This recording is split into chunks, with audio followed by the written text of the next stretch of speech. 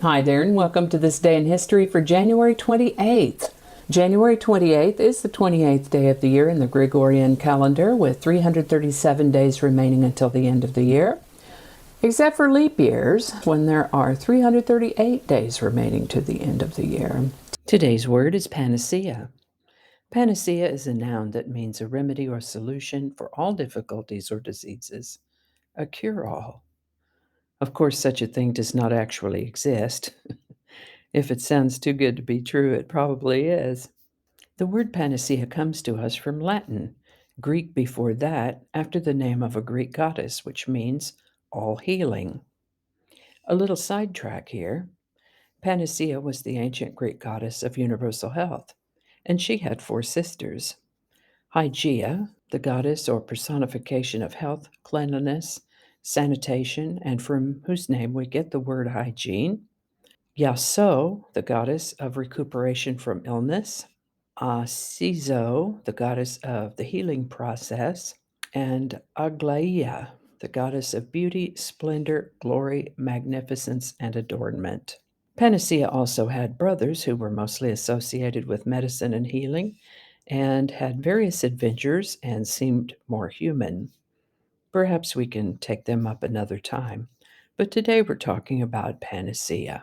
Alrighty then, now we're going to go back to the year 1777 when British General John Burgoyne submitted a plan on January 28th to the British government to isolate New England from the rest of the colonies. At first this plan seemed to work, but then it went south on him, and he ended up retreating and surrendering 6,000 men. This was actually a pivotal point for the success of the Patriots, because when the French heard about it, they said, oh yeah, we can get behind that, and agreed to recognize the independence of the United States. France's eventual support had a lot to do with the ultimate victory of the Patriots in forming the United States. Jane Austen's Pride and Prejudice was first published in the United Kingdom on January 28, 1813. This is the birthday of William Seward Burroughs I, born January 28, 1857. His dad was a mechanic, so he had the opportunity to work with machines growing up. He started working in a bank in 1882 when he was about 25, and a lot of what he did there was reviewing ledgers for errors. These ledgers may have looked something like this. Of course, nowadays we have calculators, most of us at our fingertips on our smartphones. But this was a good century plus before such as this would be available.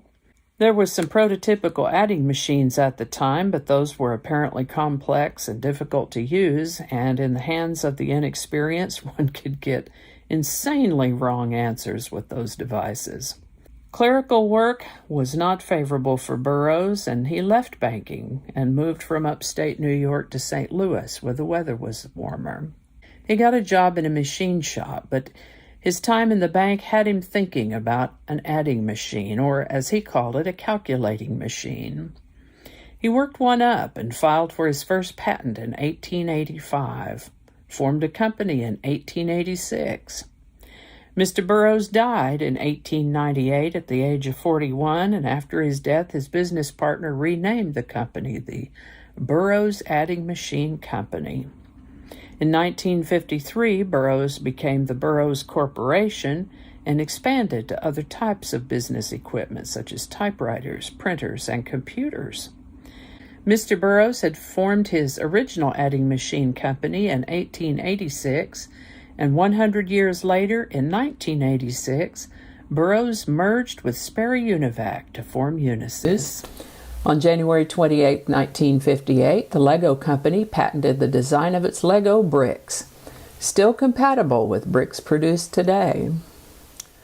Whoops, on January 28, 1964, Soviets shot down a U.S. jet that had strayed into East German airspace.